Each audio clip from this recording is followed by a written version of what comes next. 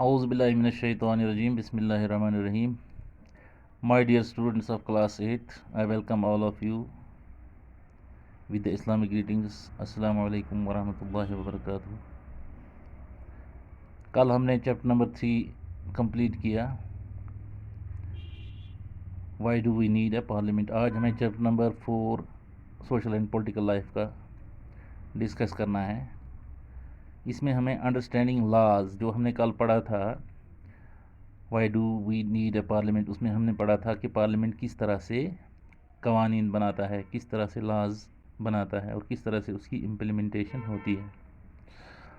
आज हमें इस चैप्टर में जानना है कि लॉज क्या होते हैं, अंडरस्टैंडिंग लॉज, कवानीन अंडरस्टैंड करने हमें।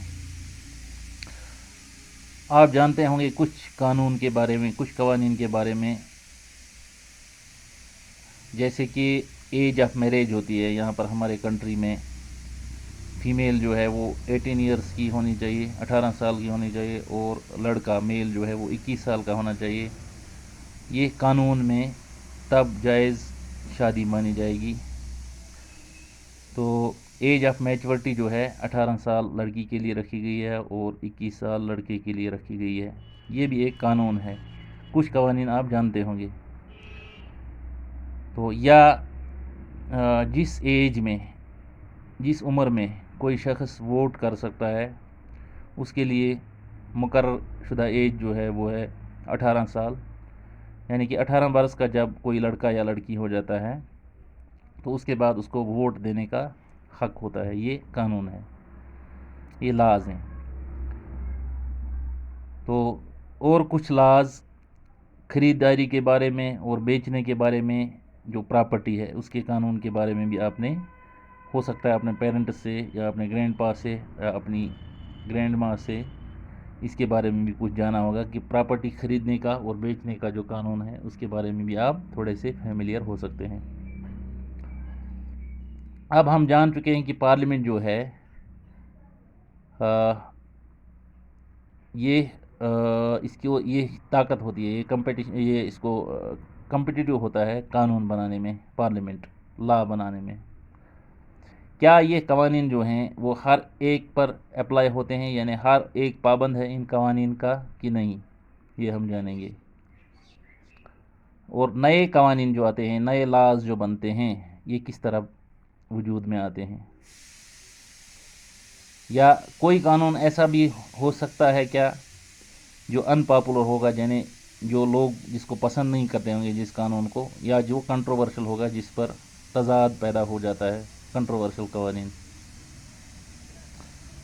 हम बतौर शहरी ऐसे सर्कमस्टेंसेस में, ऐसे हालात में क्या कर सकते हैं जब कोई कानून ऐसा बनता है जो कंट्रोवर्शियल होता है या अनपॉपुलर हो जाता है। क्या ये कवानीन हर किसी पर लागू होते हैं? Do laws apply to all? इसके बारे में हमें यहाँ जानकारी हासिल करनी है। यहाँ पे एक सिचुएशन है, कुछ सिचुएशंस हैं, और फिर आपको क्वेश्चंस के आंसर देने हैं, जवाब देने हैं। एक गवर्नमेंट का मुलाजिम जो है, एक ऑफिशियल जो है, वो अपने बेटे को हेल्प कर रहा है छुपने में, क्योंकि उसका बेटा जो है उसको 10 साल की सज़ा दी गई है, जेल की सेंटेंस दी गई है, एक डिस्ट्रिक्ट कोर्ट ने दी है उसको, क्योंकि उस लड़के ने एक जुर्म किया है। उस जुर्म की वजह से उसको जज ने 10 साल की सज़ा सुनाई है।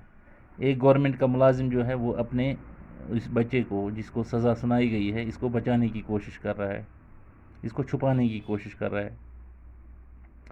इस एग्ज़ाम्पल में हमें देखना है कि ये गवर्नमेंट ऑफिशियल जो है, क्या इसकी एक्शंस, ये जो बेटे को छुपा रहा है, बचा रहा है, क्या इसकी ये हरकत, इसकी ये एक्शन सही है या गलत है?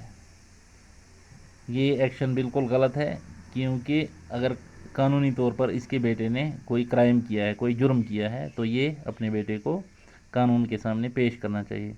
अगर नहीं किया होगा तो फिर ये कानून के सामने साबित करना चाहिए कि ये जुर्म मेरे बेटे ने नहीं किया है, तो छुपाने के बजाय इसको कानून का सामना करना चाहिए। یہاں پہ clear case of violation of law ہے، یعنی کہ یہ گورنمنٹ آفیشل جو تھا، گورنمنٹ ملازم جو تھا، اس نے قانون کی خلاف ورزی کی ہے، کیونکہ اس نے اپنے کرمنل بیٹے کو قانون سے بچانے کے لیے، سزا سے بچانے کے لیے قانون کی پاسداری نہیں کی۔ جیسے آپ نے یونٹ نمبر 1 میں پڑھا، جو members of the constituent assembly ہوتے ہیں وہ ایگری تھے اس بات پر کہ کوئی arbitrary exercise of power independent India میں نہیں ہونا چاہیے۔ آربیٹری ایکسرسائز آف پاور ہو گیا جبراً کوئی قانون نافذ لوگوں پر نہیں کیا جانا چاہیے۔ تو اس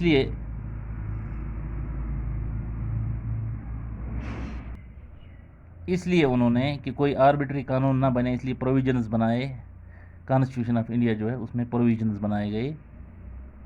تو جو رول آف لا ہے وہ اسٹیبلش انڈر دا کانسٹیٹیوشن ہوں گے، یعنی کانسٹیٹیوشن کے جو فنڈامنٹل رائٹس ہیں ان کے خلاف کوئی قانون نہیں بننا چاہیے۔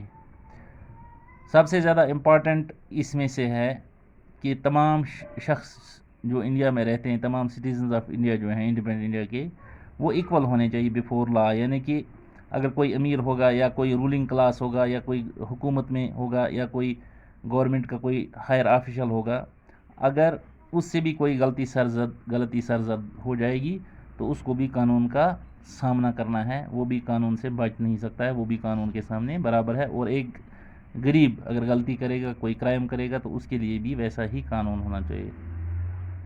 تو لا جو ہے وہ ڈسکرمنیٹ نہیں کر سکتے ہیں between persons on the basis of their religion, یعنی اگر کسی میجارٹی ریلیجیس گروپ جو ہے اس میں سے کوئی غلطی کرے یا کوئی مائنارٹی ریلیجیس گروپ میں سے یا کسی بھی پرٹیکولر کاسٹ سے کوئی غلطی کرے یا کسی جینڈر سے، یا میل ہو یا فیمیل ہو، بغیر کسی ذات پات کے، بغیر کسی مذہب کے، ملت کے، رنگ نسل کے، جو بھی غلطی کرے گا ہر ایک جو ہے وہ قانون کی نظر میں ایک ہونا چاہیے۔ رول آف لا کا مطلب کیا ہے کہ تمام لاز جو ہیں وہ اپلائی ہوتے ہیں equally to all citizens of the country, یعنی ہمارے ملک کے جو بھی سٹیزنز ہیں، جو بھی شہری ہیں، ان پر برابر یہ قانون نافذ ہوتا ہے۔ تو کوئی بھی قانون سے اونچا نہیں ہو سکتا ہے، ایون اگر کہ پرائم منسٹر آف انڈیا جو ہے وہ بھی کوئی غلطی کرے، یا پریزیڈنٹ آف انڈیا جو ہے، جو سب سے پاورفل پوسٹس ہیں، جو پاورفل پرسنز ہوتے ہیں حکومت میں، اگر ان سے بھی کوئی غلطی سرزد ہو جائے، پھر قانون میں وہ گلٹی پائے جائیں تو ان کو بھی قانون کی نظر میں ویسے ہی دیکھا جاتا ہے جیسا کہ ایک عام کرمنل کو دیکھا جاتا ہے۔ کوئی بھی گورنمنٹ آفیشل یا کوئی دولت مند شخص جو ہوگا، ایون پریزیڈنٹ آف کنٹری جو ہے، وہ بھی ابو لا نہیں ہے۔ تو کوئی بھی کرائم یا وائلیشن آف لا جو ہے اس کی اسپیسیفک کوئی خاص سزا ہوتی ہے، کوئی پنشمنٹ ہوتی ہے، اور اس کی ایک پروسیس ہوتی ہے۔ اس پروسیس کے تھرو جو گلٹ آف دا پرسن ہے، یعنی اس شخص کی غلطی جو ہوتی ہے وہ ثابت ہو جانی چاہیے قانون میں، یعنی کورٹ میں اس کو پہلے اس پر یہ جرم ثابت ہو جانا چاہیے۔ لیکن وہاں پر دیکھا جاتا ہے کیا یہ شخص جو ہے اس نے ہمیشہ یہ غلطی کی ہے یا پھر کبھی ایک بار زندگی میں اس نے یہ غلطی کی ہے۔ انشینٹ انڈیا، قدیم ہندوستان میں بہت سارے انیومریبل اور open over lapping local laws تھے۔ ڈفرینٹ کمیونٹیز جو تھی ان کو ڈفرینٹ ڈگریز آف اٹانومی، یعنی آزادی حاصل تھی ان ایڈمنسٹرنگ دیز لاز، یعنی کہ وہ اپنے لوکل قوانین جو ہے ان کو ایڈمنسٹر خود ہی کرتے تھے، وہ خود ہی لوکل قوانین جو ہے وہ اسٹیبلش کرتے تھے۔ لیکن انڈیپینڈنٹ انڈیا جب سے وجود میں آیا، جب سے ہماری کنٹری ایک سیکولر اور ڈیموکریٹک کنٹری بنی، اس کا ایک کانسٹیٹیوشن بنا، تو اس کے قوانین جو ہیں وہ اس کنٹری کے سارے سٹیزنز پر ایکولی اپلائی ہوتے ہیں۔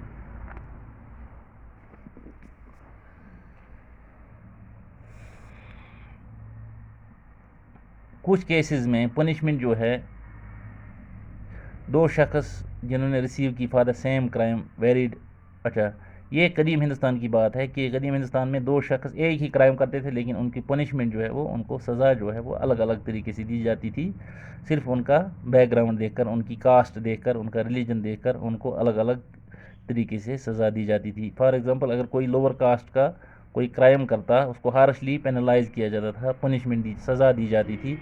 اب اگر کوئی اونچی ذات کا، کوئی ہائر کاسٹ کا کوئی کرائم کرتا تو اس کو اس سے کم سزا دی جاتی تھی۔ تو جو لوکل کالونیل پیریڈ جو ہے اس دوران سلولی آہستہ آہستہ یہ قوانین جو ہیں یہ چینج ہوتے گئے with the passage of time. جب برٹشرس یہاں سے نکلے اور ہمارا ملک ہندوستان جو ہے یہ آزاد ہوا تو اس کے بعد یہاں کے قوانین جو ہیں وہ ایکولی سب کے لیے بنائے گئے اور قانون کے سامنے کسی کو بھی بڑا یا چھوٹا نہیں مانا جاتا ہے. قانون کی نظر میں سب برابر ہیں اور جو بھی کوئی غلط کام کرے گا، کوئی کرائم کرے گا، کوئی کسی بھی غلط ایکٹ میں انوالو ہوگا تو اس کو ایکولی قانون میں جو ہے پنشمنٹ دی جاتی ہے. تو آج کے ٹاپک میں اتنا ہی. کل پھر اسی بارے میں ہم مزید ڈسکس کریں گے. تب تک کے لیے خدا حافظ.